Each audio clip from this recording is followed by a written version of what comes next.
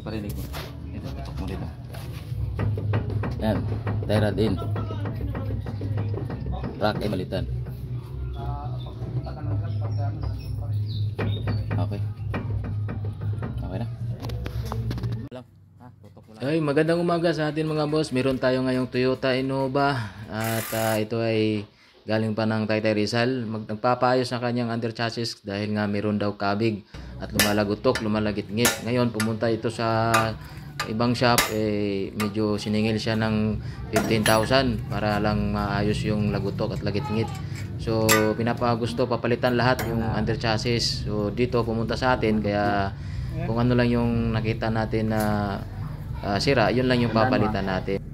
1 2 3 4 13. Wala na to bro. Wala na to. Sa pagtanggal pala mga boss ng tie rod in tsaka rack in, tandaan nyo lang yung ano, yung paano nyo tinanggal, ganun din ang pagbalik.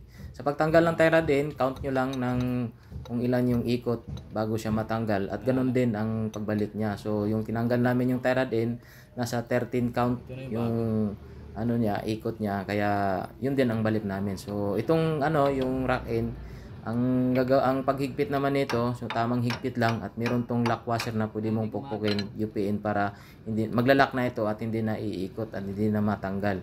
So ganun lang mga boss pagka halimbawa magpalit ng rack in and then tie rod in. So ang location pala namin, dito kami sa Lower Bicutan. Tumatanggap din kami ng home service. Ang parts na napalitan namin dito mga boss ay dalawang parts lang, tie rod in at rack in. So yung nabili namin na yung rack in namin is nasa 950 lang, and then yung tie rod in namin is nasa 780. So 555 ang brand, tested na yan, at maganda na yung quality. Kasi hindi naman lahat ng car owner may pera o may budget. So yung 555 brand matibay na po yan, genuine parts na rin po yan. So ito lang nagastos namin. Unlike doon sa napuntahan niyang ibang talyer, siningil daw siya ng 15,000. So medyo may kalakihan nga. Chinik ko yung lower upper ball joint, pati yung swing arm, suspension arm, stabilizer link, okay pa naman, hindi pa naman sila yung lumalagutok. So kung ano lang yung parts na nasisira, yun lang po yung pinapalitan namin para po makatipid naman yung may-ari ng sasakyan. So ito mga boss, pag kinabit na namin tong yung steering boot at nilagyan na namin ng tie, at ganun din sa kabila, lumipat na kami sa kabila, tinanggal ganun din. Si procedure, tatanggalin namin yung pin, and then number 14 na nut, at yun pag nakakuha na, pukpukin nyo lang po mga boss, bibigay na po yan. 1 2 3 4 5 6 7 8 9 10 11 12 13 14 15. So yun nga boss, nakikita nyo, binibilang namin yung bawat ikot ng tie rod in para naman po pagbalik hindi po na magkakalayo sa alignment. So kailangan pa rin, pagka halimbawa na naayos na, kailangan nyo pa rin dalhin sa camber alignment para po maibalik sa tama. Kasi yung ginagawa lang namin ay maibalik lang ng hindi naman magkalayo, pero magagamit mo pa yung sasakyan, mai-drive mo pa. So hindi po perfect yan 100% na balik yung alignment. So kailangan din po talaga na isa lang sa machine. Doon po talaga meron silang mga aparato na ikakabit para maayos yung alignment.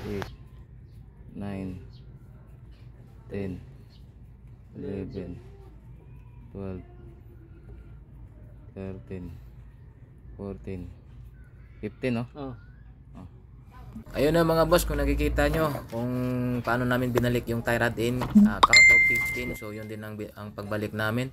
So pag naibalik na, higpitan mo lang, ibalik mo lang yung number 14 nut sa tie rod in, and then hanggang pag maghigpit, ilagay mo yung pin. Yan po yung pin niya para hindi po kumalas yung tie rod in habang nasa biyahe. So ito po yung full safety na ikabit yung pin, and then binalik na namin din yung rubber bolts, steering bolts, and then pagkatapos lahat ay ibalik na yung gulong.